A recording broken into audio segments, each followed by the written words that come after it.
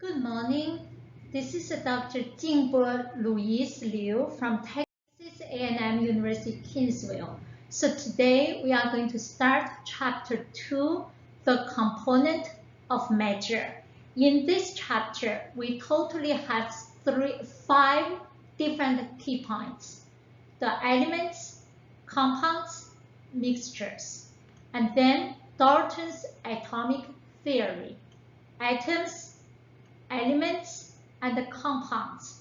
Particularly, we are going to focusing on the nomenclature of different substances. Today, we are going to discussing the first 3 topics: elements, compounds, mixtures, and atomic overview, followed by the Dalton's atomic theory. Last but not least, the atoms. In terms of the definitions, we are going to cover totally 4 different types of definitions. The first one, element; second one, compounds; third one, molecule; fourth one, mixture. The element refers to the simplest type of substance with the unique physical and chemical properties. An element only consists of one type of atom, such as your oxygen. One type of atom is your oxygen, O. This element cannot be broken down into any simpler substances by physical or chemical manners. The second terminology is called molecule.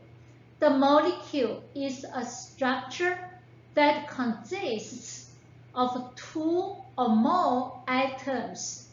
2 or more atoms that are chemically bonded together, therefore behaves as an independent unit. Figure A showed you the atom of one element. Figure B is a typical molecules of an element. Definition 3. Compound. Compound is a substance which composed of 2 or more different elements. Those different elements are chemically bonded together, such as in this figure C. You see the different colored spheres. Each of the spheres represents different atoms. The fourth terminology is called mixture. Mixture is a group of 2 or more elements or compounds which are physically mingled together. The mixture can be seen from this image D. You can see yellow-colored substances, pink-colored element.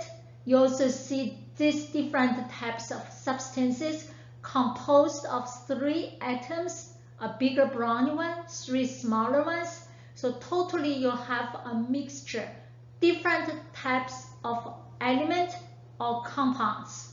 The mixture can be classified into heterogeneous mixture and homogeneous mixture. The heterogeneous mixture has 1 or more visible boundaries between the different components, such as your colloids, the milk you drink every day. That's a very important heterogeneous mixture. Homogeneous mixture has no visible boundaries because the components are mixed as individual atoms, as individual ions, or molecules. Your homogeneous mixture usually is called solution. The solutions can be formed in water. If it's formed in water, using water as solvent, we call it an aqueous solution. Followed by, we have several sample problems, which is going to show us how to distinguish the element, the compound, and the mixtures at the atomic scale. The problem is the following scene A, B, C represents an atomic scale view of 3 samples of matter. Describe each sample as an element, compound, or mixture. Identify A, B, C. First of all, we need to know what's our plan, and then followed by we are going to have our solution. The plan is, in your sample, which contains only one type of particle, you call it an element, or only composed one type of particle or compounds, you call it one type of particles, you also can call it compounds. And in your particles, you composed of different elements, different compounds. They are physically mingled to each other, no chemical bonding. You call it a mixture. Thank you. Yes. So let's see A. This A, sample A, you can see you composed of a purple colored element, which is composed of 2 different atoms, the green colored element, and also you have this yellow, pink colored atoms. They are chemically bonded together. This A composed of 3 different types of particles. Therefore, A is a mixture. About your B, sample B, you only have 1 type of sphere. This little sphere represents an atom. So you only have 1 type of particle. In each of these particles, you only have 1 atom. Therefore, B is an element. C. In this sample C, what you see, all of these different particles, they are the same. 1 type of particles. In each particle, you have different types of elements. They are chemically bonded together. Therefore, C is a compound. The law of conservation. The law of mass conservation indicates a total mass of substance present in your compound does not change during a chemical reaction. For example, you have reactant 1 and reactant 2. After reaction, you produce a product. The mass of your reactant 1 totally and the mass of your total product is the same. The total mass of your reactant 1 and 2 is the same as the total mass of your product. Such as you have calcium oxide, CaO, 56.08 grams, reacted with carbon dioxide, CO2, which is 44.00 grams. You produce calcium carbonate, CaCO3. You totally produce mass 100.08 grams if everything is 1 mole. In this case, the total reactant mass is the same as your total product mass. This is called the law of mass conservation. Second law is called the law of definite composition, also called the law of constant composition. No matter the source, a particle compound is composed of the same elements in the same fraction by mass, or the same parts by mass. Again, take this calcium carbonate as our example. If you are going to do the analysis by mass, for example, out of 20 grams of calcium carbonate, so you are going to have 8.0 grams of calcium, 2.4 grams of carbon, 9.6 grams of oxygen, totaled as 20 grams. If you are going to use the mass fraction, parts out of 1 part of your total calcium carbonate, you are going to find 0.40 calcium parts per mass, 0.12 for carbon, 0.48 for oxygen parts per mass. Totally, you're up to 1.0 parts per mass. If you are going to use the percentage per mass, for example, parts of each element out of 100 parts of your total substance, calcium will be 40%, carbon 12%, oxygen 48%. This law is called the law of definite composition, also called the law of constant composition. The third law shows the multiple proportions. If you have element A and B, both of them react to form compounds. For example, A and B form 2 compounds. The different mass of B that combined with a fixed mass of A can be expressed as the ratio of the smallest whole numbers. For example, your carbon oxides. You can have a carbon and oxygen. You form carbon monoxide. 1 carbon, 1 oxygen chemically bonded. You are going to produce a carbon monoxide. In this case, you have 57.1% oxygen, 42.9% carbon. So you have 1 compound, CO. Your carbon and oxygen, you can form CO2. 1 carbon bonded with 2 oxygen atoms. In this case, you are going to find 72.7% of your oxygen, 27.3% carbon. You form 2 different types of compounds. In this case, this law, the multiple proportion is going to indicate what is the final formula of your products.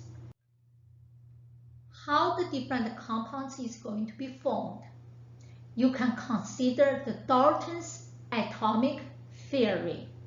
Dalton postulated that, number 1, all matters consist of atoms. The atoms can be considered very tiny, invisible particle of your element, which cannot be created nor destroyed. The atoms of an element cannot be converted into the atoms of any other element, such as your carbon cannot be converted to hydrogen. Otherwise, the mass conservation will be violated. Physical chemical properties will be also changed, unless you have a nuclear reaction. Point 3. Atoms of an element, for example oxygen, are identical in mass and other properties. Oxygen in mass, they are the same. The other properties of oxygen, they are also the same. But the mass and the properties of that element is going to be different from the atoms for other element. For example, your sodium has the same mass, has same properties, but sodium mass, sodium properties will be different from those of your chlorine. Point 4. Compounds result from the chemical combination of a special ratio of atoms of the different elements. For example, H2O, your water, H2O. For example, nitrogen dioxide, NO2. This ratio usually is the smallest whole number. You barely write it down H4O2. Usually is the smallest whole number. Another important definition is about the atom. What's the general features of our atom? This slide showed you the atom is an electrically neutral, spherical entity composed of 4 positively charged central nucleus.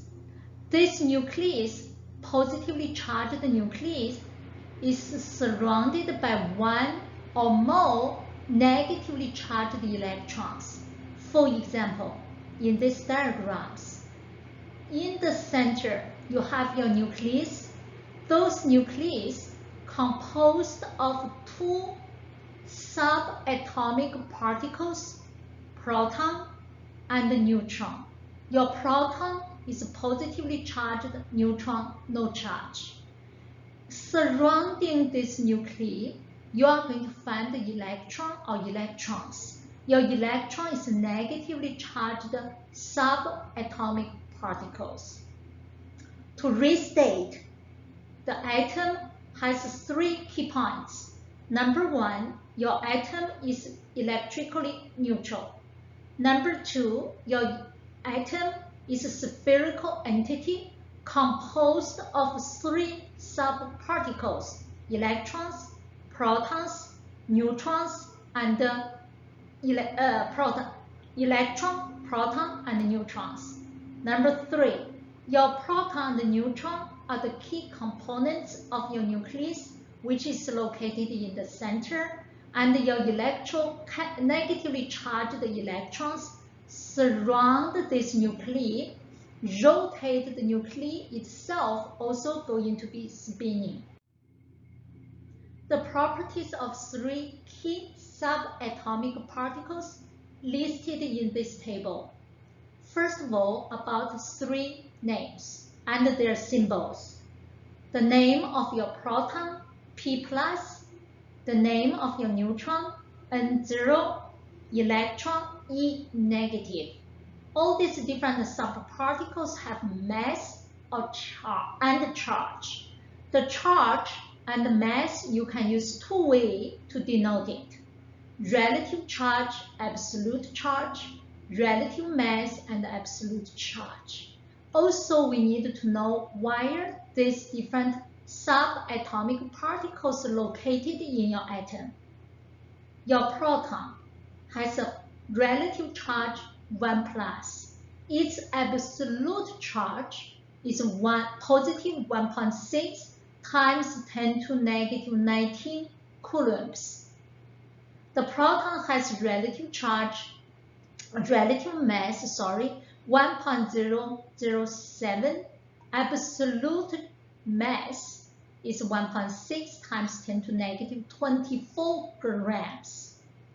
This proton is located in the center of your atom within the nucleus. Your neutron has no charge. Your neutron is the largest or heaviest, I should say the heaviest subatomic particles. The relative mass in terms of AMU is 1.00866. Its absolute mass, you can see 1.75 times 10 to negative 24 grams. The electron is negatively charged, has a relative charge 1 negative. The absolute charge negative 1.6 times 10 to negative 19 coulombs. Coulombs is the SI unit for your charge. The SI unit of the charge can be using capital C as the abbreviation. Be careful, it's not carbon, refers to the unit of the charge. Electron is the lightest subatomic particles, so you can see the absolute mass 9.1 times 10 to negative 27 grams. This electron, as we mentioned before, is located in the outside of your atom surrounding the nucleus. The atomic mass unit is abbreviated as AMU. The AMU equals 1.66 times 10 to negative 24 grams. The mass for proton, neutron, and electrons divided by this AMU going to give you the relative mass of each subparticles. Atomic symbol, atomic mass, and atomic number can be expressed in this symbol, in this diagram. In this diagram, you see capital X, capital A on the left-hand top, capital Z on the on the left bottom side. What's the meaning for each?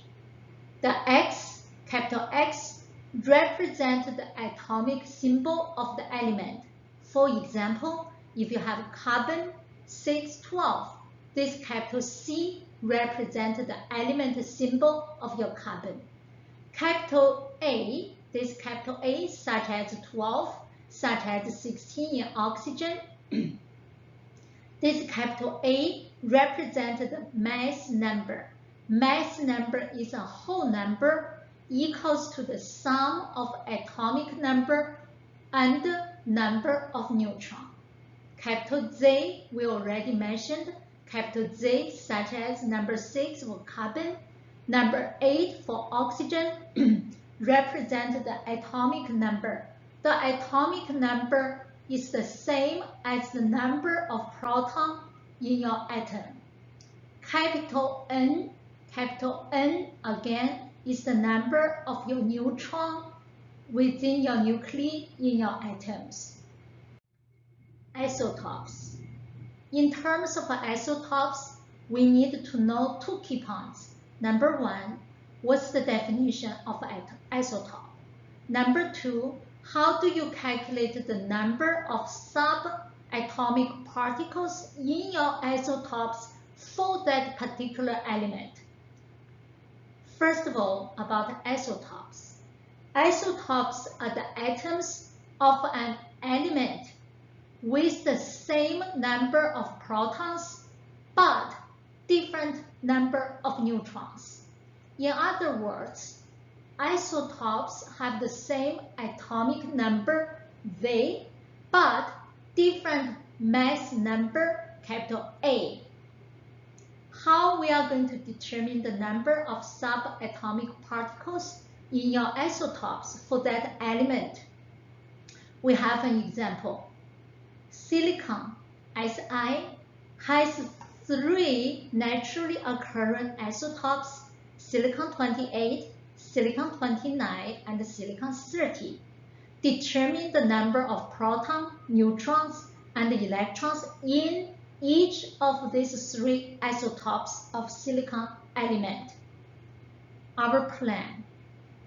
First of all, you need to find the mass number A. This mass number A is given in your each isotope.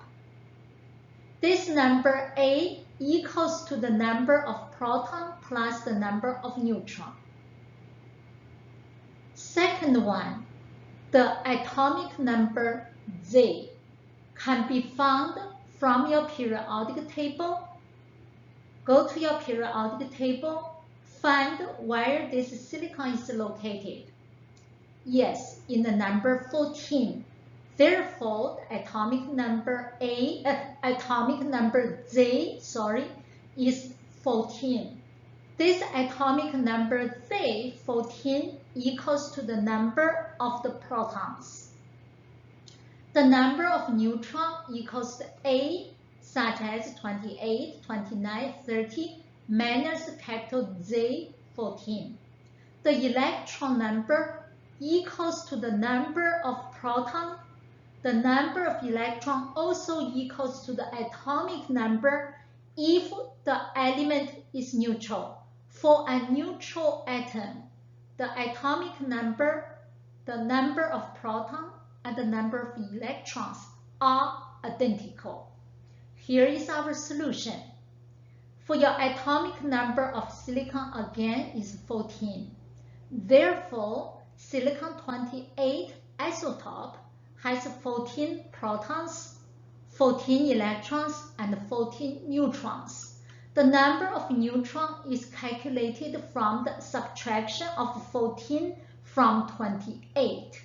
Similarly, your silicon-29, has the same number of proton, 14, same number of electron, 14, but the number of neutron equals to 29 minus 14, which is 15. Last but not least, silicon-30 has 14 protons, 14 electrons, and 16 neutrons. 16 has been calculated from subtraction of 14 from 30. 30 is the mass number, 14 is the atomic number. So mass number minus atomic number gives you the number of, yes, thank you, neutron. Neutron number can be calculated by subtraction of the atomic number from the mass number. The molecules and the ions. Molecules are usually the basic unit of your element, or compounds can be covalent, can be ionic. The compounds can be composed of two or more atoms from different elements bonded together either by sharing electrons or gaining electrons. We are going to discussing about the chemical bonding in your chapter 9. So you are going to learn covalent bonding, ionic bonding, and metallic bonding. At this point, you just know you have covalent compounds, you have ionic compounds. How we are going to name them? Most of the covalent substances consist of molecules. Ions. Ions can be positively charged, can be negatively charged. You call it either an ion or cation. The single atom or covalently bonded groups of atoms can have overall electrical charge, such as Na+, sodium cation, you have positive 1 charge, such as hydroxide or H-, you have negatively charged ions. So your molecule, normally your molecule is neutral. Your compounds, the ions, they are going to be charged. Chemical formulas. Your chemical formulas consists of element symbol with numerical subscript, such as CO2, C, carbon, element symbol, O, oxygen, elemental symbol, CO2, C means if you didn't identify the number, meaning 1, C1, O2, number 1, number 2, they are the numbers, they are numerical subscript. Make sure use the numerical and it has to be subscript. The chemical formula indicates the type and number of each atom present. Also in the smallest unit of the substance. For your carbon dioxide CO2, you barely use C4O8. Use the smallest unit for your substance. So next class, we are going to discussing the nomenclatures of binary ionic compounds, covalent compounds, acid, can be binary acid, can be oxo ions acid. Today, I'm going to give you a very brief review about the nomenclature rules based on IUPAC convention. To name the binary ionic compounds, we need to follow 4 steps. First, for all ionic compounds, the name and the formula listed, the cation first, the anion second. For your binary ionic compounds, both cation and anion are monoatomic, such as sodium chloride, NaCl, sodium cation, chloride anion, both are monoatomic. For the cation, the name is the same as the metal itself, such as sodium we just mentioned. Many metals, you found the names end in IUM. For example, calcium, potassium, lithium, etc., etc. The anion, negatively charged ion, is named by adding a suffix IDE to the root of your non-metal element. For example, if you have bromine, chlorine, oxygen, nitrogen, you change it to bromide, chloride, oxide, nitride. The example is listed below. Calcium, Ca, and bromine, Br, forms calcium bromide. Calcium has no change, maintain its metal name. Bromine, you change bromine to bromide. Change any last three letters to IDE. Bromide, calcium bromide has a formula CaBr2. Take home question. Why this formula for calcium bromide is CaBr2? Take home message and answer me by posting your answer in our discussion board. Second types of naming about acid. You have two types of acids, binary acids and oxoanion acids. Naming the binary acid normally follow this rule. Your binary acid solution forms when certain gaseous compounds dissolve in water. For example, you have your hydrochloric acid, which is a gas. You dissolve this gaseous hydrochloride into water. You are going to form a solution. This solution is called hydrochloric acid. Your naming is this way. You are going to add a prefix hydro, H-Y-D-R-O. Hydro represents essentially a solution, and an anion metal root such as your chlorine, chlor, and change your chlorine to IC, chloric, hydrochloric, and then followed by acid. The IC is your suffix. So again, you have four parts. Hydro followed by the anion non-metal root plus suffix IC followed by the word acid. Hydrochloric acid, hydrobromic acid, hydrofluoric acid, hydroiodic acid, etc., etc. The second types of acid we call oxo acids. Those oxo acids usually they are negatively charged, so you can call it oxoanion acids. We are going to also learn the oxoanion nomenclature. The names are very similar to these oxoanions, but you need to add in the suffix. If you see ATE in your anion, you convert ATE to IC in your acid. If you have ITE in your anion, you change this ITE to OUS in your acid. Also, you need a prefix. In your prefix, we have hypo and per.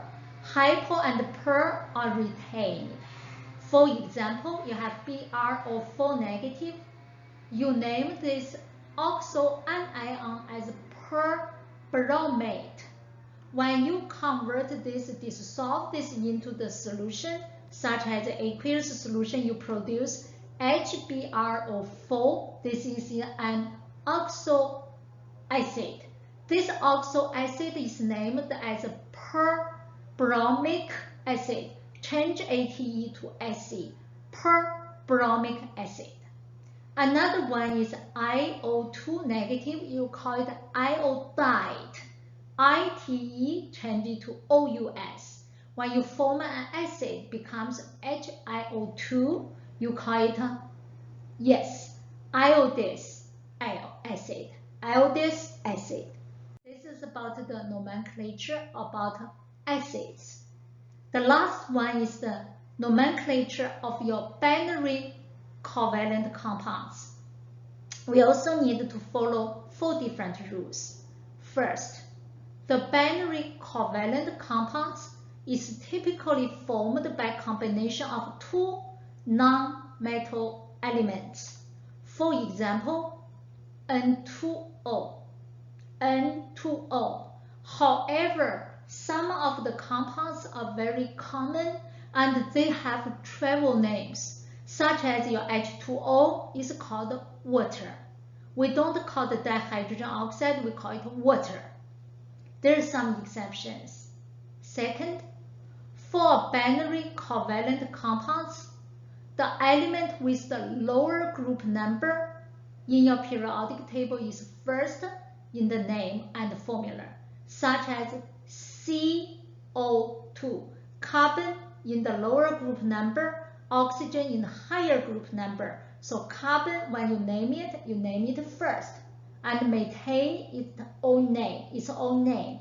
In the formula comes first too. The third one, the element that is second, such as CO2 oxygen comes second. You name this second element with the root plus IDE. Oxygen, change the last 3 letters GEN to yes to IDE. For example, C carbon, oxygen, you call it carbon oxide. If you have a number 2, you need to use a numerical value to represent it. You use mono, di, tetra, penta, etc., etc. to name it. This particular case, you form carbon dioxide, CO2, this number 2, you use di to represent it. Carbon maintain its own name. Oxygen, you change it to oxide. That's it all. That's all for today. Thank you for listening.